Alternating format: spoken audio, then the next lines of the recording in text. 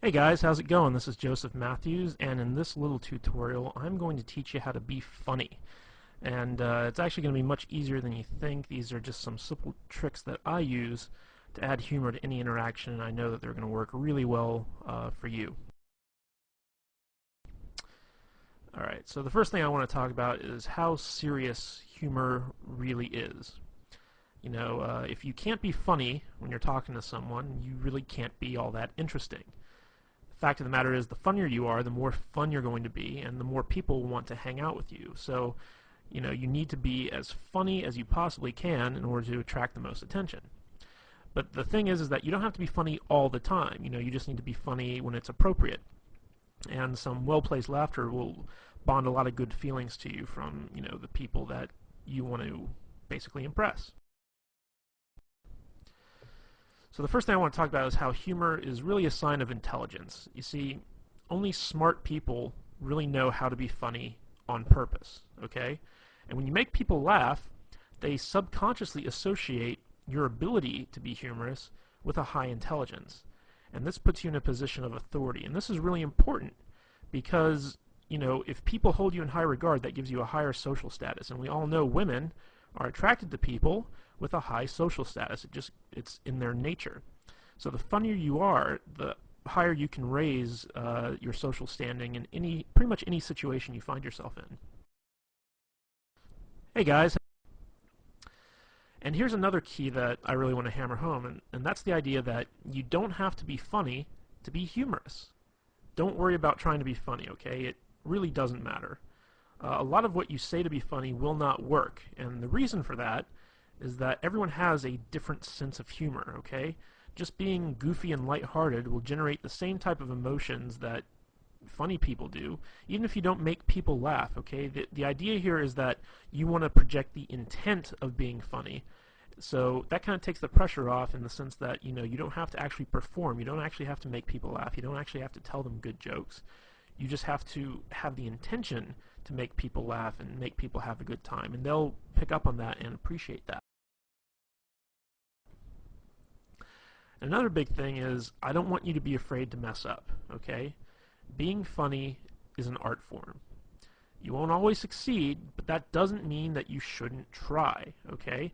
Now, in our efforts to be funny, stuff happens, Sometimes you might insult somebody, sometimes you might take something too far so that it stops being funny, sometimes you might say something inappropriate in the setting that you're in. This is going to happen if you want to try and be a humorous guy, because being funny is about taking chances. It's about doing stuff that's unexpected. And sometimes it can backfire on you. But if this happens, don't worry about it. Just apologize and move on, If you say something that's inappropriate or insulting, just say, like, look, in all seriousness, I'm really sorry. I was just trying to be funny. Can you forgive me? All right, that's all you need to do if you take things too far. So don't worry about messing up, because everyone knows what it's like to try to be funny and bomb. It's happened to everyone at some point in time. So if you just acknowledge it and you ask for their forgiveness, they will usually grant it to you.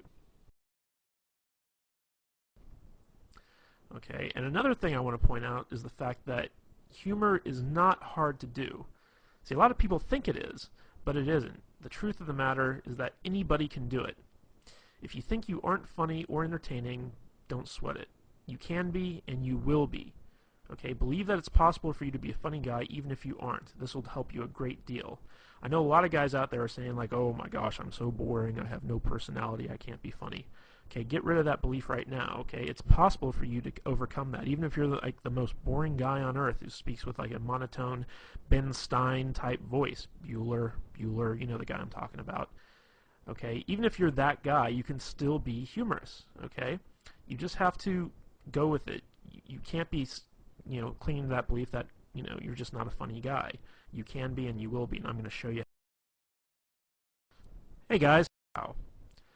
Okay, so let's talk about the elements of humor. And these are just quick and easy things that I personally use to be funny when I'm around women.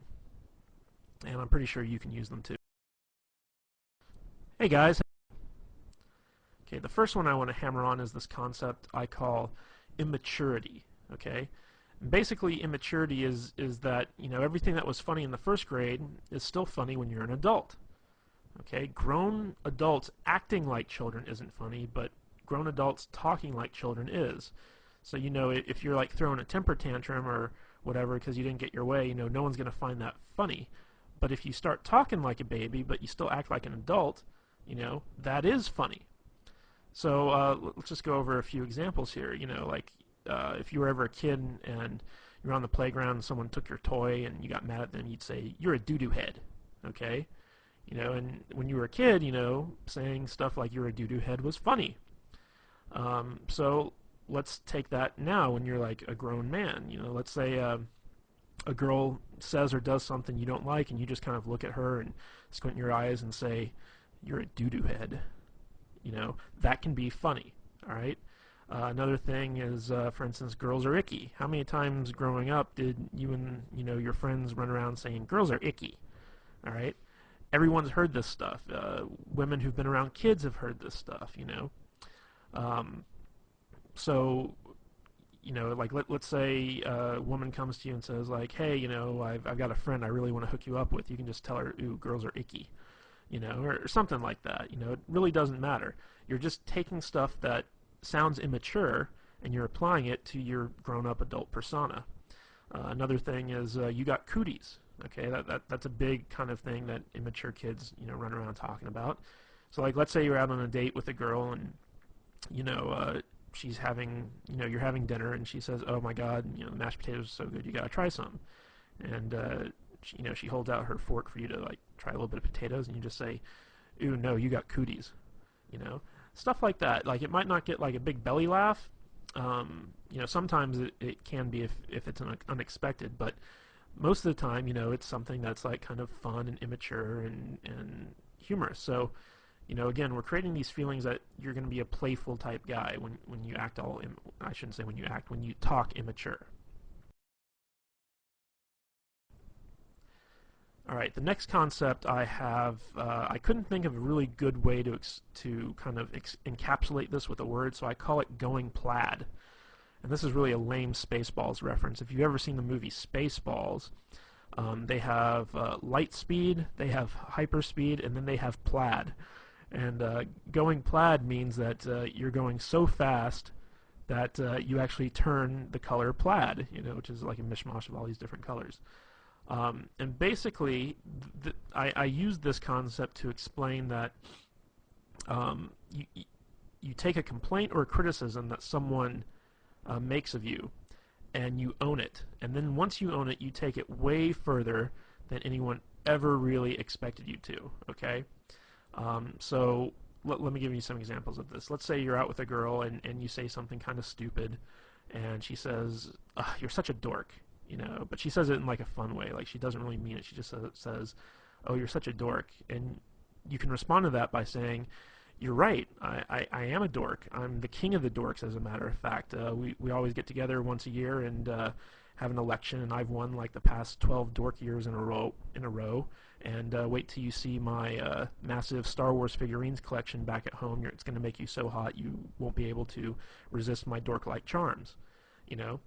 That's what I mean by going plaid, is you take something that could be considered something that's negative, and not only do you own it, but you take it to its most ridiculous extreme.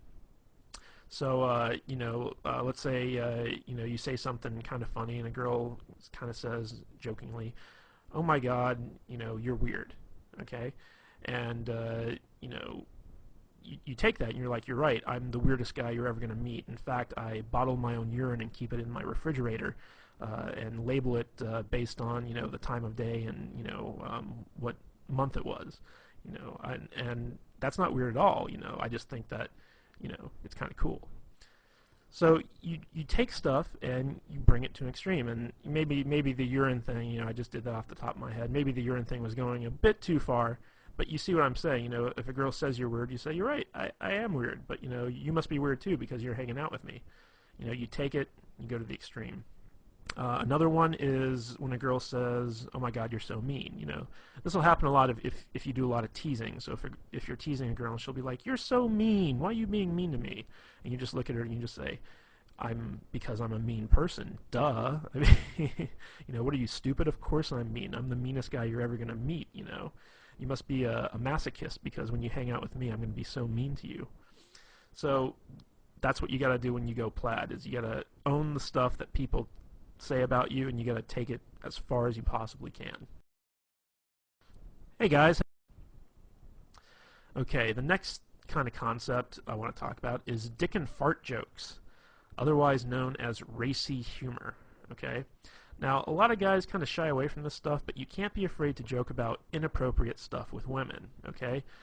Sometimes guys are afraid that it might be too sexual and it might scare the girl off or whatever, but the fact of the matter is, girls love dirty jokes as much as guys. And, in the off chance that they don't, if it is inappropriate or it's not their type of humor, once you find that out, shy away from it. Don't do it again. But, you should always not be afraid to kind of go out and give it a try. So some of the things I like to kind of lump in with the whole dick and fart joke mentality is exaggerating what women, find attractive. Okay? So, like, let's say that women like tall guys, okay?